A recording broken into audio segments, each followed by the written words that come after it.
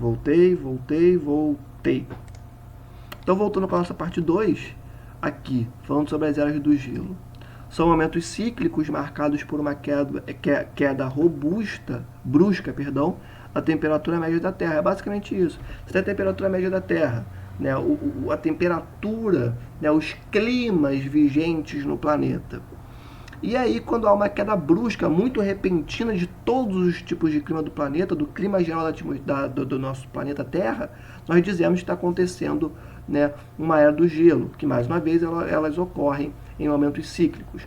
Uma hora ocorre, depois para de ocorrer, que é o período que a gente chama de interglacial, no qual nós estamos vivendo nesse momento, e depois começa uma outra era glacial, uma outra era do gelo.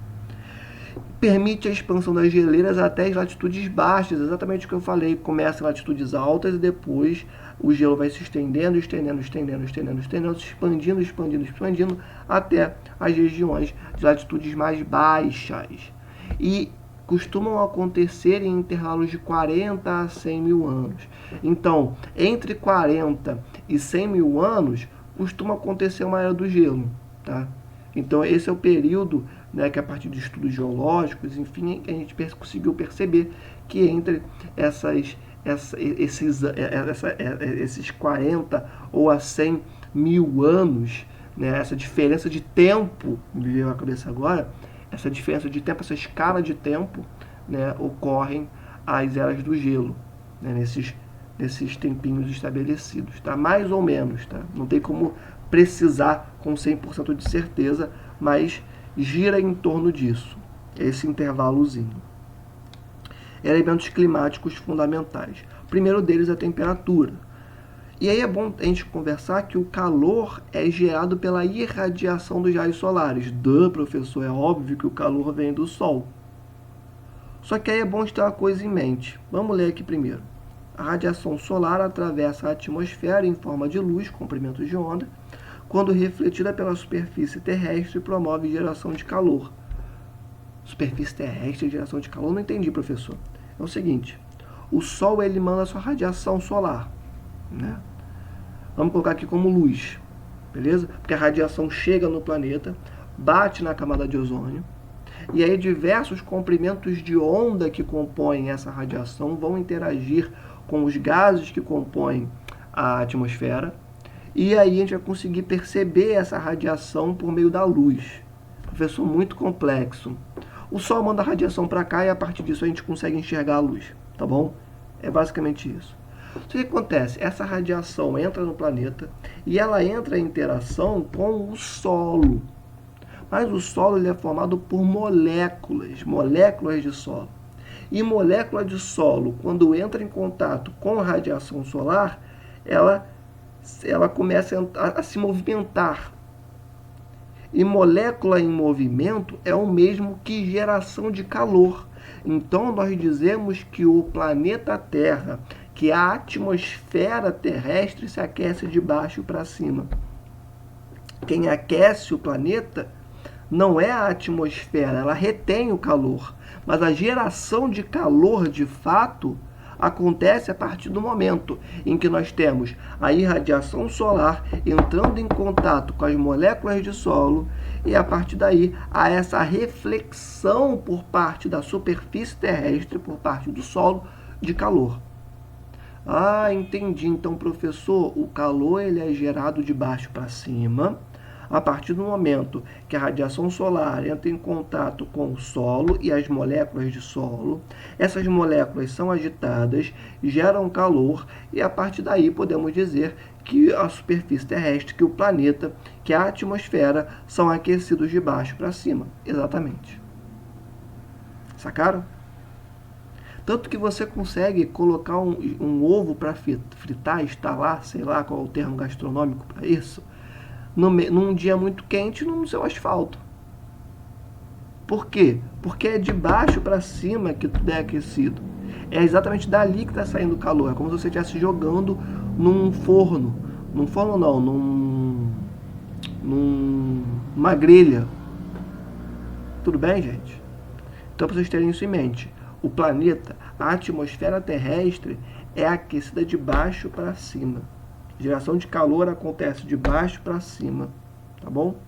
A atmosfera, os gases atmosféricos vão ter a função de reter esse calor. Eles vão absorver esse calor, parte dele, não deixando que saia todo para o espaço, senão a gente vai ficar sem calor. Se sai todo para o espaço, alguma coisa tem que reter parte desse calor aqui. Quem faz isso são os gases atmosféricos. O efeito estufa, inclusive, ele ocorre por conta da complexificação disso. A gente aumenta a quantidade de gases atmosféricos na atmosfera, né? E eles vão reter cada vez mais e mais e mais calor, ou seja, tornando o planeta mais quente. Por isso que a gente também chama esses gases atmosféricos de gases estufa, porque eles complexificam o efeito estufa, criam como se fosse uma estufa em volta do planeta Terra inteiro. Sacaram? É isso. A troposfera, que é onde nós estamos, é aquecida de baixo para cima, tranquilo. Variação da temperatura. Vamos ver como é que essa variação ocorre. Vai depender da localização geográfica e da circulação atmosférica. Professor, não entendi. Seguinte, quanto mais próximo da linha do Equador, que é o paralelo que a gente fala que é o paralelo de 0 graus, mais quente será. Por quê? Porque está na região do globo que recebe mais perpendicularmente, mais direto a radiação solar. Deixa eu ver se tem uma figura aqui sobre isso. Daqui a pouco vai aparecer. Que é o seguinte, o planeta Terra, ele é inclinado, ele não gira reto, assim, ele gira assim, tortinho. O que significa que quem está aqui vai receber mais diretamente a radiação vinda do Sol. Se o planeta Terra ele gira assim, quem está nessa porçãozinha aqui no meio está mais virada para o Sol. Essa é a região, essa porçãozinha do meio, que nós dizemos que é marcada pela linha do Equador, que é o paralelo de 0 graus. Quanto mais próximo da linha do Equador, mais quente é o país. O Brasil ele é uma região de latitude muito baixa, ou seja, ele é mais próximo do Brasil. Tanto que a porção do país que vai ser mais fria é a galera lá do sul. Por quê? Porque a linha do Equador está aqui, o sul está aqui embaixo. Percebem? Ou seja, conforme nós vamos aumentando a latitude, isso é muito importante, preste atenção no que eu vou falar agora, conforme nós aumentamos a latitude, mais frio é. E quanto mais diminuímos essa latitude, mais quente é. Sacaram? Ou seja, quanto menor é a latitude, mais quente. Quanto maior a latitude, mais frio. Sacaram? Professor, e aquela questão ali da circulação atmosférica? Seguinte, a circulação atmosférica basicamente fala sobre o movimento das massas de ar. Massas de ar que são basicamente nuvens, que são formadas a partir da evaporação que acontece nos diversos lugares do planeta. A evaporação acontece em qualquer lugar, né? Em rio, do seu corpo, do solo, das espécies vegetais, das plantinhas. Todo mundo coloca água para fora. E essa água, quando entra em contato com o calor, ela vira vaporzinho, ela evapora. E aí, esse vapor que a gente chama de vapor d'água, não é à toa que é vapor d'água, é o vapor que veio da água. Entendem? Então esse vapor d'água vai se juntando na atmosfera e aí forma a massa de ar, que é uma nuvem. Uma nuvem que você olha para o céu e vê é uma massa de ar. E essa nuvem, essas massas de ar muito grandes, elas circulam por todo o planeta. Tem uma massa de ar muito importante, que ela é feita... Eita, minha luz apagou. Volta. Gente, vou dar uma pausa aqui, só para voltar com a minha luz. Pronto, voltei. Eu chutei a tomada. Ligar meu relógio de novo. Bora. Eu estava falando do que... Deixa eu me lembrar. Ah, tá. Tem uma massa de ar que é muito importante no nosso planeta, que é a MEC, Massa Equatorial Continental, que é formada pela Amazônia. E a MEC influencia o clima do Brasil inteiro e também do mundo. Quando falam de rios voadores, basicamente estão falando da MEC, que é formada a partir dessa evaporação muito robusta que vem da floresta amazônica. A Amazônia, ela tem o maior rio do mundo, que é o Rio Amazonas. É a maior floresta equatorial do mundo. Imaginem o tanto de evaporação que não vem de lá. Sem falar em tantos outros rios que existem na região. Então, a massa de ar formada pela Amazônia, ela é muito, muito, muito importante. Para vocês terem noção, se a Amazônia não existisse, o resto do Brasil seria cerrado, basicamente. Por quê? Porque a gente está muito próximo da linha do Equador. Então, é um lugar muito quente. Tipo savana, sabe? Mas como nós temos a influência da umidade vinda da Amazônia, nós temos os diversos climas presentes nas muitas regiões brasileiras. Ano passado aconteceu um fenômeno, né, que falaram que o dia virou noite em São Paulo e as pessoas não entenderam muito bem o porquê que isso aconteceu. É o seguinte, lá na região norte da Amazônia, pecuaristas, né, latifundiários do agronegócio, promoveram um dia que eles iam tacar fogo na Amazônia, fazendo um aceno para o atual governo do Brasil, pedindo políticas para eles, dando um oi para o atual governante do país, né, do governo federal. E isso é comprovado. Nos jornais locais eles tinham lá escrito, né, a convocatória para que todos os produtores, todos os latifundiários do agronegócio tacassem fogo, né, em algumas plantações, algumas regiões, para fazer um aceno para o atual governo federal. Só que o que acontece? Essas pessoas não estudaram muito geografia, ou não ligam, ou não acreditam, né? Que está na moda agora você não acreditar no óbvio. Que é o seguinte, aquela vegetação é responsável pela formação da massa de ar mais importante de todo o planeta. Quando você taca fogo nessa vegetação de uma vez, o que acontece? Toda essa fumaça é como se entrasse no lugar dessa massa de ar. E como é que funciona isso no Brasil? É o seguinte, essa umidade, porque a Terra gira, ela sai da Amazônia, bate nos Andes, e quando ela bate nos Andes, ela volta para a região sudeste. Rio de Janeiro, São Paulo, Minas Gerais. E aí, quando isso aconteceu no ano passado, que tacaram fogo em várias regiões da Amazônia, toda essa fuligem, porque a Terra gira, bateu nos Andes e foi para São Paulo. E aí o dia literalmente virou noite em São Paulo. Por quê? Porque toda aquela fuligem, aquela fumaça encobriu o sol e impediu que toda a luz vinda dele pudesse chegar até a superfície. Então muitas pessoas falaram, é o fim do mundo, é apocalipse. Não, é só o agronegócio devastando a natureza mesmo, como faz todo dia, inclusive. Tá bom? Então é só para a gente perceber como que a circulação atmosférica ela é fundamental para os climas das diversas regiões do nosso país e do planeta. E no ano passado a gente teve, acho que a maior comprovação dos últimos anos, para quem não acreditasse, que o que acontece na Amazônia pega no Brasil inteiro, e não só no Brasil como no mundo inteiro. Porque a MEC, a massa equatorial continental, que é a massa de ar mais importante do planeta, que é quente e úmida pra caraca por conta da umidade vinda da Amazônia, influencia nas outras porções do país, do mundo, tá? Então a circulação atmosférica é extremamente importante para entender a variação da temperatura, beleza? É registrada por meio de um termômetro e é medida por meio de escalas. Fahrenheit, que é mais famosa nos Estados Unidos, Kelvin, que é em outras partes do mundo, e Celsius, que é a escala de medição adotada no Brasil. Tá? 5 graus Celsius, 30 graus. 30 graus o quê? Rio 40 graus. 40 graus o quê? Rio 40 graus Celsius. Tá? É a unidade de medida. Falo agora um pouquinho de precipitação atmosférica.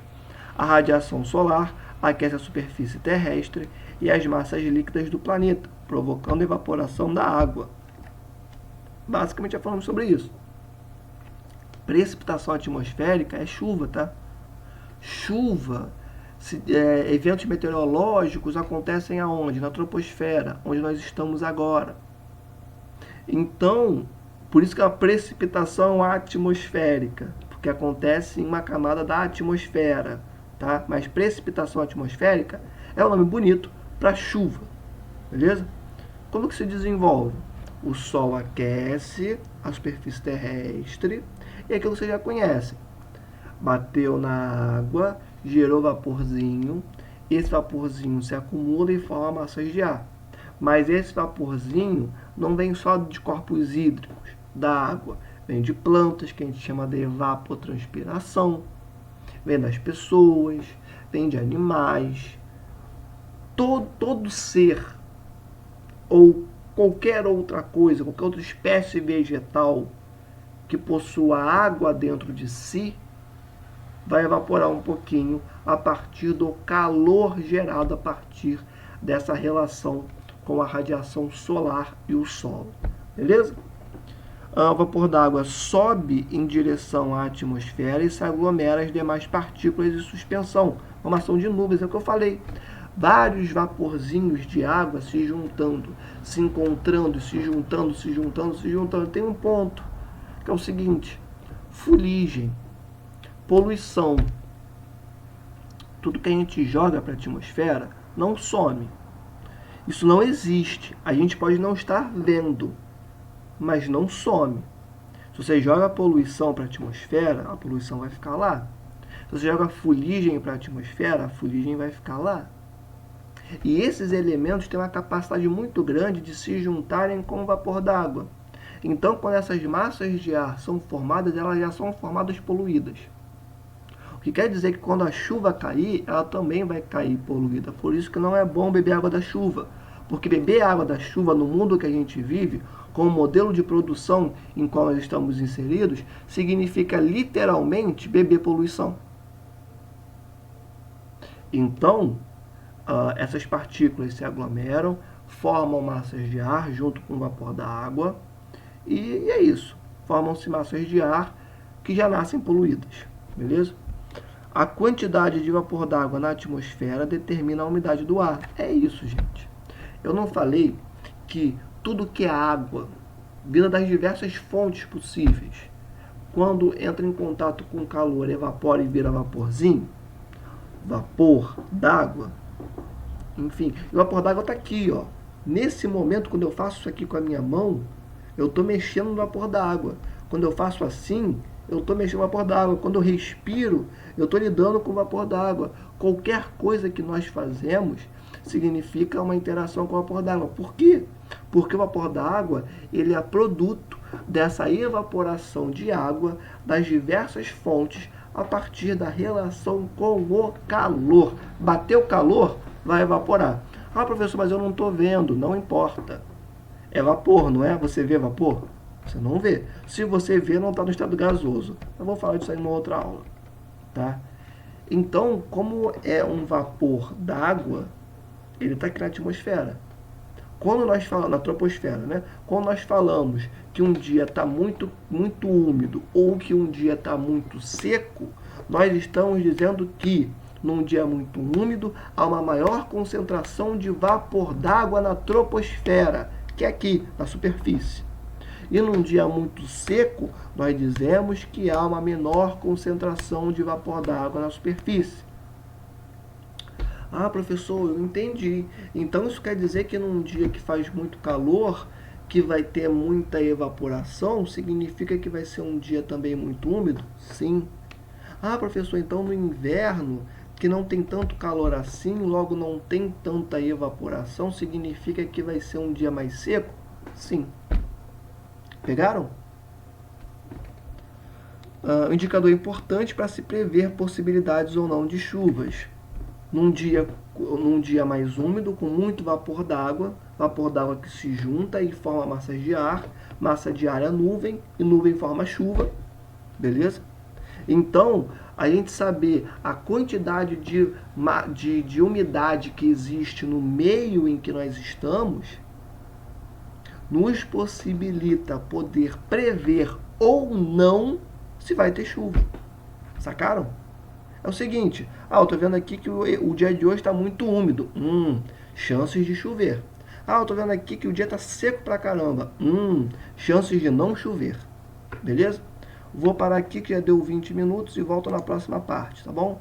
Beijo e já volto.